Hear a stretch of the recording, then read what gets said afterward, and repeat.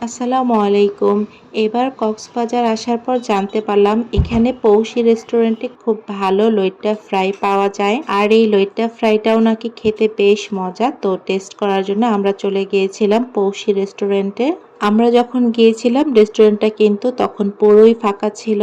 আর এই রেস্টুরেন্টের অ্যাড্রেসটা কিন্তু রেস্টুরেন্টের ওপরে আপনারা প্রথমে দেখে নিয়েছেন। আমি প্রথমে মেনু কার্ড দেখে নিয়েছিলাম। এখানে ব্রেকফাস্ট, লাঞ্চ এবং ডিনারের জন্য আলাদা করে মেনু সেট করা আছে। এখানে রেস্টুরেন্টগুলোতে হাত ধোয়ার জন্য লেবু দিয়ে গরম পানি দেওয়া হয়। আর এই ব্যাপারটা ভীষণ ভালো লাগে। এখানে প্রথমে ভাতের সাথে আমাদেরকে সালাদ দেওয়া হয়েছিল আর বেশ অনেক সালাদ ছিল এখানে। আমরা একটা ভর্তার প্লেটার অর্ডার করেছিলাম আর এখানে ছিল 14 রকমের ভর্তা। সত্যি বলতে ভর্তার টেস্ট মোটামুটি ভালোই লেগেছে আমার কাছে। আর কক্সবাজার আসলে ভর্তার এই প্লেটারগুলোই সবচেয়ে মজা লাগে। আর এই হচ্ছে লইট্টা ফ্রাই, যেটা খাওয়ার জন্য মূলত পৌষি রেস্টুরেন্টে আসা। সত্যি বলতে লইট্টা ফ্রাইটা আসলেই অনেক ভালো লেগেছে।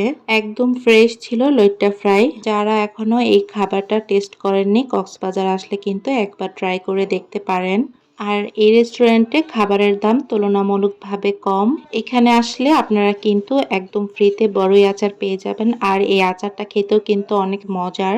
এখানকার অধিকাংশ রেস্টুরেন্টগুলোতে খাবারের সাথে এই বড়ই আচারটা সার্ভ করা হয়ে থাকে। আর আমি ভর্তা দিয়ে কিন্তু আমার প্লেটটাকেও সাজিয়ে নিয়েছি। এমন একটা ভর্তার প্লেটার হলে আর কি লাগে। আর লইট্টা ফ্রাইয়ের কথা তো বললামই, ফ্রাইটা মাশাআল্লাহ অনেক মজার ছিল। তো আপনারাও যারা কক্সবাজার আছেন বা আসবেন ঘুরতে, তারা কিন্তু একবার পৌষি রেস্টুরেন্টে এসে খেয়ে দেখতেই পারেন। সবাইকে অনেক ধন্যবাদ। আল্লাহ হাফেজ।